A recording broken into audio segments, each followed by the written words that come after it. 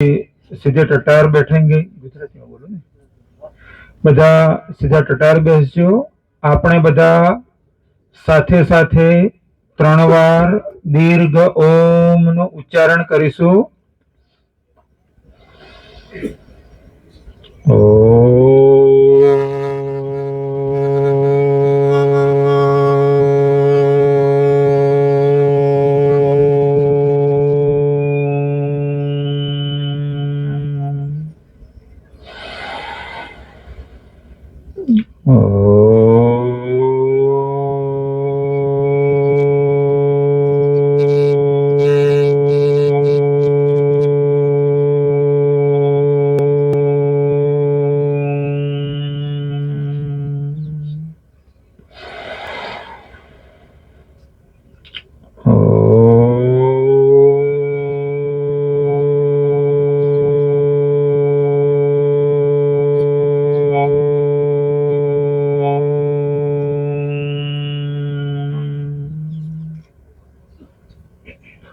सभी को ओम जय भगवान, जय हिंद। आज आपणे बधा वडोदरा जिल्लाना डेसर तालुकामां विजयादशमीना पर्व निमित्ते राष्ट्रीय स्वयंसेवक गण संघना 100મા વર્ષના ઉજવણી સાથે જ આપણી સનાતન સંસ્કૃતિ, આપણી ભારત માતા, આપણી પરંપરા આ બધાના વહન માટે આપણા મહાપુરુષોએ પૂર્વમાં જે કાર્ય કર્યું છે અને જે માર્ગ ચીંધ્યો છે, જે સુરક્ષિત છે, જે શ્રેષ્ઠ છે, જે કલ્યાણકારી છે, તે માર્ગે આગળ વધવાના ઉદ્દેશ સાથે આપણે બધા એકઠા થયા છીએ। સામાન્યતઃ આપણું જીવન એ આપણા શાસ્ત્રોના 4 પુરુષાર્થ ધર્મ, अर्थ, काम અને મોક્ષ પૈકી अर्थ અને કામમાં વ્યતીત થતું હોય છે। अर्थ અને કામ, अर्थ એટલે જીવન જીવવાની આવશ્યકતાઓની પૂર્તિ માટેનો પ્રયત્ન અને કામ પુરુષાર્થ એટલે કામના પૂર્તિ। પશુ પક્ષીમાં જોઈએ તો પણ તેમાં આ બંને જોવા મળતું હોય છે, अर्थ પુરુષાર્થ અને કામ પુરુષાર્થ। પશુ પક્ષી પણ પોતાના પોષણ માટે પ્રયત્ન કરતા હોય છે અને તે પણ બચ્ચાઓને મોટા કરતા હોય છે, પરંતુ આપણા શાસ્ત્રોએ તેથી પણ વિશેષ આગળ આપણા માટે ધર્મ પુરુષાર્થ કહ્યો છે। ધર્મ પુરુષાર્થ એટલે કે તેવું જીવન જીવવું જે પોતાના માટે કલ્યાણકારી હોય, બધાના માટે કલ્યાણકારી હોય અને પ્રકૃતિની રક્ષા પણ કરતું હોય। તે જીવન જીવવા માટે આપણે શું કરવું જોઈએ તે સમજાવવા માટે આપણા સનાતન ધર્મમાં કેટલાક શાસ્ત્રોની રચના કરવામાં આવી, જેમાં મુખ્યતः 4 વેદ, 6 દર્શન શાસ્ત્રો એટલે કે सांख्य, योग, न्याय, वैशेषिक, पूर्व मीमांसा અને उत्तर मीमांसा, उपनिषदों एमां पण मुख्य 11 उपनिषदों ईश, केन, कट, प्रश्न, मुंडक, मांडुक्य, ऐतरेय, तैत्तिरीय, श्वेताश्वतर, छांदोग्य, बृहदारण्यक, पुराणों, स्मृति ग्रंथों, संहिताओं आ बधा केटलाय शास्त्रोनी रचना करवामां आवी। तेमां भगवद गीता पण भगवान कृष्णए आपणने आपी। परंतु मोटा भागे जोवा मळतुं होय छे के आपणे मोटा भागना परिवारों पूछीए कि तमारामांथी केटला घरमां 11 उपनिषद छे, तो के नहीं स्वामीजी उपनिषद तो नथी। 6 दर्शन शास्त्रों केटला परिवारमां छे, तो के स्वामीजी दर्शन शास्त्रों नथी। मोटा भागे भगवद गीता, रामायण, महाभारत अने भागवत आ आपणा परिवारमां जोवा मळता होय छे। तो प्रथम आपणे आपणा धर्म ग्रंथोने आपणा घरमां लावीए, कारण के જેમ બાળકને આપણે ભણાવીએ છીએ ગણિત, વિજ્ઞાન, ઇતિહાસ વગેરે, તેનું પુસ્તક લાવે છે, વાંચે છે, સમજે છે અને તેમાં શ્રેષ્ઠતા ધારણ કરે છે, તેવી જ રીતે આપણા ઘરમાં 4 વેદ હોય, દર્શન શાસ્ત્રો હોય. અત્યારે તો ઘણા યુવાનો એવા હોય કે જેને કહીએ કે 6 દર્શન શાસ્ત્રોના નામ, તો કે સ્વામીજી દર્શન શાસ્ત્ર હોય છે તેવું જ આજે સાંભળ્યું. સનાતન ધર્મના તે મહાન ગ્રંથ જે આપણને માનવ જીવનની શ્રેષ્ઠ વિદ્યા આપે છે, નાના નાના પુસ્તકો છે તે. કદાચ એના સૂત્ર અને એનો અર્થ એટલું ઝેરોક્ષ કરીએ ને તો 2 પાનામાં આવી જાય. સાંખ્ય એટલે આપણું શરીર અને આ બ્રહ્માંડ કેવી રીતે બન્યું. યોગ એટલે કે તે વિજ્ઞાનને શ્રેષ્ઠ રીતે ધારણ કરવું, ને તેવી રીતે આપણા 6 દર્શન શાસ્ત્રો. પરમાત્મા શું, આ બ્રહ્મ તત્વ શું જાણવું હોય તો બ્રહ્મસૂત્ર અથવા તો બ્રહ્મ જિજ્ઞાસા, આવા આપણા શાસ્ત્રો. તેવા ઉપનિષદો, ઈશ્વરની નિકટ જવા માટેનો સરળ રસ્તો સમજાવતા શાસ્ત્રો એટલે ઉપનિષદો. ઈશ ઉપનિષદ એટલું નાનું કે એક જ પેજમાં આવી જાય, પણ આપણે આ વાંચ્યું નહીં. તર્ક વિતર્ક કરતા હોઈએ આપણે, પણ વાંચવું જોઈએ. તો પ્રથમ વાત આવે છે સરસ્વતી, એટલે કે તે જ્ઞાન પ્રાપ્ત કરવું, કે જે જ્ઞાન દ્વારા આપણે તે માર્ગે ચાલીએ કે જે આપણું કલ્યાણ કરે, સાથે જ ધર્મની રક્ષા કરે, રાષ્ટ્રની રક્ષા કરે. તે જ્ઞાન આપણે પ્રાપ્ત કરવું જોઈએ. સાથે જ તે જ્ઞાન પણ પ્રાપ્ત કરવું જોઈએ કે જે આપણને તે કૌશલ આપે કે જેથી આપણે અર્થોપાર્જન કરી શકીએ, આપણે આજીવિકાની પ્રાપ્તિ કરી શકીએ. એટલે કે પ્રથમ દેવી સરસ્વતી, દ્વિતીય દેવી લક્ષ્મી, કે જેથી આપણે ધન પ્રાપ્તિ કરીએ, સુખપૂર્વક જીવીએ, અને આપણું જીવન, આપણા પરિવારનું જીવન સુખપૂર્વક રહે, અને ખુદ ખાય औरों को खिलाए साधु भूखा न जाए, એટલું પ્રાપ્ત થઈ જાય કે હું સુખપૂર્વક પોતાનું જીવન નિર્વાહ કરી શકું, અને મારા દ્વાર પર આવેલો કોઈ વ્યક્તિ હોય તેને પણ હું ખાલી હાથે ન મોકલું. ત્રીજી દેવી, આપણા ત્રીજા દેવી મહાકાલી, બલશાલી બનો, વીરભોગ્યા વસુંધરા. શાસ્ત્રોમાં કહ્યું છે વીરભોગ્યા વસુંધરા, બલવાન તે રાજ કરે છે, તો બલવાન બનવું પડશે. અને આજે આપણે એકઠા થયા છીએ તેનો એક ઉદ્દેશ છે વિજયાદશમીના પર્વ નિમિત્તે આપણે એકઠા થયા છીએ. અને વિજયાદશમીનું પર્વ એટલે માતાએ મહિષાસુર, તે રાક્ષસ, મહિષ એટલે ભેંસ આપણે કહીએ છીએ, મહિષી એટલે ભેંસ, અને મહિષ એટલે પાડો. મહિષાસુર કે જે પાડા પર સવારી કરી અને તે અસુર જે લોકોને હાનિ પહોંચાડતો હતો, ધર્મને હાનિ કરતો હતો, સમાજની હાનિ કરતો હતો, દેવી માતાએ પ્રગટ થઈ અને તેની સાથે 9 દિવસ યુદ્ધ કર્યું અને વિજયાદશમીએ તેનો સંહાર કર્યો. તેના ઉપલક્ષમાં આપણે વિજયાદશમી મનાવીએ છીએ. એટલે કે બલવાન બનવું જોઈએ. અને બલવાન બનવામાં મુખ્ય છે, સૌથી પહેલું શું આવે? આત્મબલ, સંકલ્પ હોવો જોઈએ આપણામાં. જ્યાં સુધી સંકલ્પ નહીં હોય ને ત્યાં સુધી આપણે પરાસ્ત થતા રહીશું. પ્રથમ શરૂઆત છે બલવાન બનવા માટેની સંકલ્પ, નિર્ણય, દ્રઢ નિર્ણય. પરંતુ એકલા નિર્ણયથી કાંઈ નહીં થાય. નિર્ણય તો પ્રથમ શરૂઆત છે, નિર્ણય પછી પ્રયત્ન શરૂ થવો જોઈએ, વિવેક યુક્ત પ્રયત્ન. તો બલવાન કેવી રીતે બનવું? તો પહેલો સંકલ્પ કરવો, બીજો મન ભૂમિકા તે માટે તૈયાર કરવી, અને પ્રયત્ન શરૂ કરવો. પ્રયત્ન શાનો કરવો? તો કે પછી આવે છે શરીર બલ. આપણી પાસે કશું નથી અને આપણે આપણી રક્ષા કરવી છે, તો શરીર બલવાન હોવું જોઈએ. હમણાં યુવાનોએ બતાવ્યું અંગ કસરતના દાવ અને યોગાસનોનો સમન્વય, એટલે આપણું શરીર પણ બલવાન બને અને મન પણ આપણું બલવાન બને, શરીર સ્વસ્થ પણ બને. શાખાની અંદર યોગાસનો શીખવામાં આવતા હોય છે જેથી સ્વસ્થ નિરોગી પણ બનાય અને આપણે બલવાન સુદૃઢ કાયાવાળા બનીએ. તો બલવાન બનવું પડશે. પરંતુ કેટલાયને કહીએ ને તો કે ડોક્ટરે કહ્યું છે કે દરરોજ 2 કિલોમીટર ચાલજો. જયારે આપણે ડોક્ટર કે ચાલજો તેના કરતા પહેલા જ આપણે ચાલવાનું, વ્યાયામ કરવાનું રાખીએ તો કેટલું સારું. પહેલા તો એવું હતું કે બધા પુરુષાર્થ કરતા હતા, હવે ધીરે ધીરે બેઠાડું જીવન થઈ ગયું. પરંતુ આપણા દાદાઓ પણ 70 વર્ષની ઉંમરે ખેતરમાં જતા હતા. હવે અત્યારે તો ઘરે ઘરે બાઇક આવી ગયા.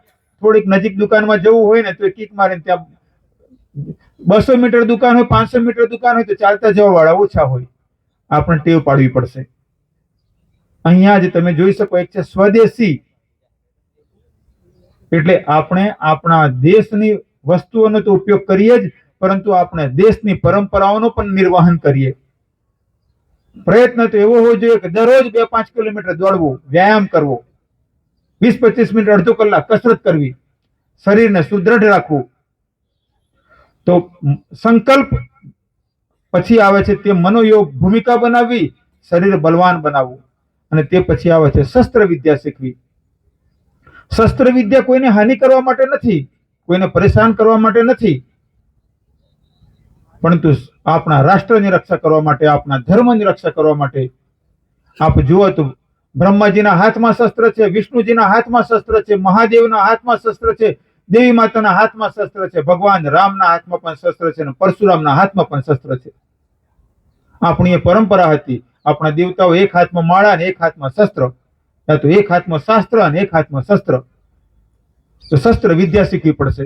પરંતુ આપણે જોઈએ તો અત્યારની સ્થિતિ એવી કે ઘણા પરિવારોમાં જઈએ તો ત્યાં ઢાલ અને બે તલવાર ઘરમાં જોવા મળે. અત્યારે જ આજે વિજયાદશમીએ એના ઉપલક્ષમાં આપણે શસ્ત્ર પૂજન કર્યું. તો હું કેટલી જગ્યાએ કહેતો હોઉં છું કે આ તલવાર છે, પણ તલવાર ચલાવવાની પ્રેક્ટિસ છે. ઘરમાં કાર હોય પણ ચલાવતા ના આવડતી હોય કેટલી મુશ્કેલી બોલો.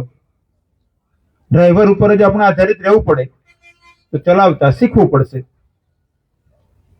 તેવી જ રીતે આપણા રાષ્ટ્રની રક્ષા માટે, ધર્મની રક્ષા માટે શસ્ત્ર વિદ્યા પણ શીખવી જોઈએ. અને આપણા હજારો વર્ષોના ઇતિહાસમાં જોઈએ તો આપણા સમાજે ધર્મની રક્ષા માટે, રાષ્ટ્રની રક્ષા માટે બલિદાન આપ્યા છે. અહીંયા જો આપણું ફાગવેલ, અહીંયાથી નજીક જ ફાગવેલ ભાથીજી મહારાજ ધર્મની રક્ષા, ગૌ માતાની રક્ષા કરવા માટે બલિદાન. એવા તો એક એક મહાપુરુષો આપણા ભારતમાં થઈ ગયા. તો શસ્ત્ર વિદ્યા શીખવી જોઈએ. આજે જ વડોદરા પાસે કાયાવરોહણ મહાતીર્થમાં મારો આશ્રમ છે, લકુલિશધામ નામથી. ત્યાં અમે શસ્ત્ર પૂજન પણ કર્યું, શસ્ત્ર નિદર્શન પણ કર્યું અને આજથી ત્યાં શુભારંભ કર્યો. આશ્રમની અંદર અમે ઘોડા લાવ્યા છીએ, અશ્વશાળા બનાવી છે. આપમાંથી જે યુવાનોની ઈચ્છા હોય કે ગુરુજી અમારે ઘોડે સવારી શીખવી છે, તો વર્ષમાં ક્યારેક એક એક 2-2 મહિનાના અંતરાલે શિબિરોનું આયોજન કરીશું. સામાન્ય ચાર્જ જેવું રાખીશું. જેને આપી શકાય તે આપજો, ઓછો અપાય તો ઓછો આપજો, ના અપાય તો શુભેચ્છા આપજો. આશ્રમની વ્યવસ્થા એ પ્રકારની છે. પણ બધાને ઘોડા ચલાવતા શીખવીશું, તલવારબાજી શીખવીશું. હવે તમે થાય ગુરુજી તલવારબાજી શા માટે શીખવાની? 2036માં ઓલિમ્પિક આવવાનો છે ભારતના, ગુજરાતના, અમદાવાદના, એવી પ્રયત્ન ચાલી રહ્યો છે. તો આપણે ઓલિમ્પિકમાં આપણા સારા યુવાનો જોઈએ છે. તલવારબાજીની હરીફાઈ થતી હોય છે. તમારામાંથી કોઈની ઈચ્છા થાય ગુરુજી અમારે તલવારબાજીના માસ્ટર થવું છે, તો આપણે 6-8 મહિનામાં ત્યાં આશ્રમમાં વ્યવસ્થા કરવાના છીએ. તો ઘોડા ત્યાં લાવે છે, ઘોડે સવારીની પ્રશિક્ષણ, તલવારબાજીનું પ્રશિક્ષણ, ભાલા પ્રશિક્ષણ. ભાલા ફેંકની હરીફાઈમાં તો કેટલાક ભાગ લીધો પણ હશે. આપણી શૂટિંગ રેન્જ છે ત્યાં આગળ, રાઇફલ શૂટિંગ રેન્જ આશ્રમમાં.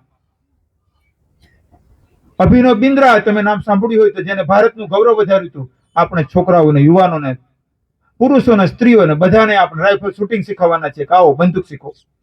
અને આપણે તે વ્યવસ્થા કરી છે ત્યાં. અને રાષ્ટ્રીય અને આંતરરાષ્ટ્રીય માનકો પ્રમાણે આપણે બનાવી છે તે શૂટિંગ રેન્જ, કે જે કોમ્પિટિશનમાં ભાગ લઈ અને યુવાનો આગળ વધી શકે.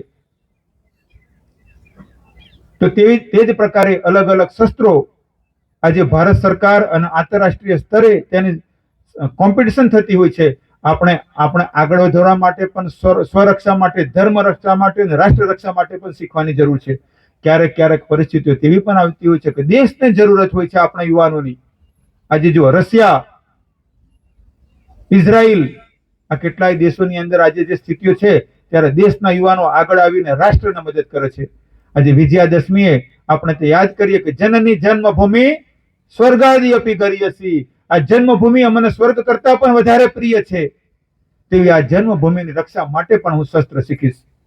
તો આજે વિજયાદશમી અહીંયા આપણે બધા એકઠા થયા છીએ, ત્યારે ફક્ત આપણું કાર્ય બધાએ ભેગા થવું અને ચર્ચા કરવી, શસ્ત્રોનું પૂજન કરવું ત્યાં સુધી સીમિત ન રહે. વર્તમાનની સ્થિતિની અંદર ભારતમાં 9 રાજ્યોમાં હિન્દુઓ લઘુમતીમાં છે. આપણે નિશ્ચિંત છીએ કે આપણે નથી ને. 35 ઘરનું ફળિયું, એમાં 9 ઘર સળગતા હતા અને બાકીના ઘરવાળા એટલા માટે ઊંઘતા હતા કે હજુ મારા ઘેર આગ નથી આવી ને, એટલે હું આરામ કરું. તેવો આરામ કરવાનો સમય નથી. જાગવાની જરૂર છે.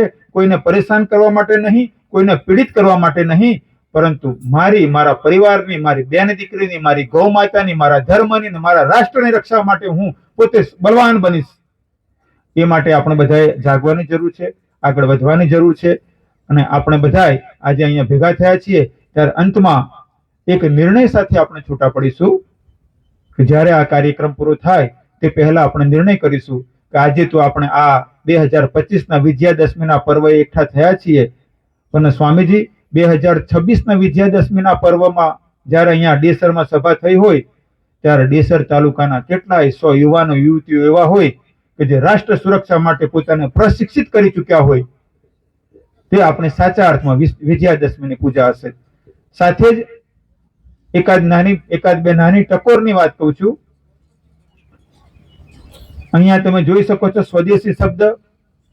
હું મારા સાધુ શિષ્યોને આગ્રહ કરતો હોઉં છું, મારા આશ્રમમાં પણ આગ્રહ કરતો હોઉં છું, આપણે જે દેશમાં રહીએ છીએ, જે દેશના રોડનો ઉપયોગ કરીએ છીએ, જે દેશ ઇલેક્ટ્રિસિટી પેદા કરીને આપણને આપી રહ્યો છે, જે દેશ માટે સુરક્ષા માટે અને જેની સ્વતંત્રતા માટે આપણા પૂર્વજોએ બલિદાન આપ્યું છે, તે દેશની આર્થિક સ્થિતિ માટે, તે દેશની સામરિક સ્થિતિ માટે, તે દેશની સરહદોની રક્ષા માટે અને તે દેશના સ્વાભિમાન માટે આપણે આપણા નિહિત થોડા સ્વાર્થ અથવા તો સસ્તાપણાનો લોભ અથવા તો થોડી સારી ફેસિલિટીના લોભમાં આપણે તેવી વિદેશી વસ્તુઓ ન ખરીદીએ કે જે વિદેશી વસ્તુઓ ખરીદી અને આપણા દેશનું ધન વિદેશમાં જાય અને વિદેશમાં ગયેલું ધન એ ત્યાંથી મિસાઇલો અને તોપો આપણા દેશની સામે આવે અને આપણા દેશના સૈનિક શહીદ થાય ત્યારે આપણને ખબર ન હોય કે આપણો રૂપિયો એ શહીદ કરવામાં સામે તોપ લાવવામાં આપણે પણ કોઈ રૂપિયો આપ્યો છે. એટલે જાગજો, તે વસ્તુઓ લાવજો કે જેના પર ભારત દેશની બનાવટ હોય કે તો ભારત દેશનો રૂપિયો હોય, અથવા તો કમસે કમ તે દેશની વસ્તુ લેજો કે જે ભારત દેશને સહયોગી હોય. હું તો પ્રયત્ન કરું છું, મારા આશ્રમમાં પણ ઘણો આગ્રહ કરું છું કે દ્રઢતાપૂર્વક તે વાતને વળગી રહો. તો આપ બધા પણ પ્રયત્ન કરજો.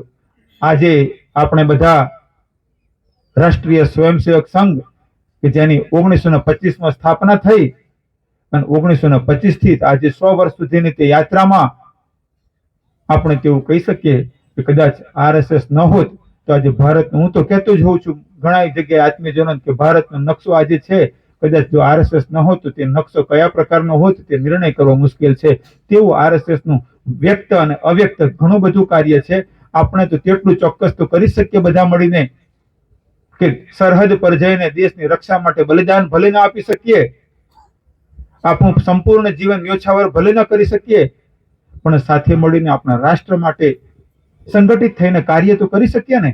તો અંતમાં આપ બધા પ્રયત્ન કરજો. ગામે ગામ મહિલાઓ, પુરુષો, બાળકો, યુવાનો બધાએ રાષ્ટ્ર માટે, ધર્મ માટે, સંસ્કૃતિ માટે અને આપણા પૂર્વજોની ગૌરવ ગાથાને આગળ વધારવા માટે ભેગા થજો.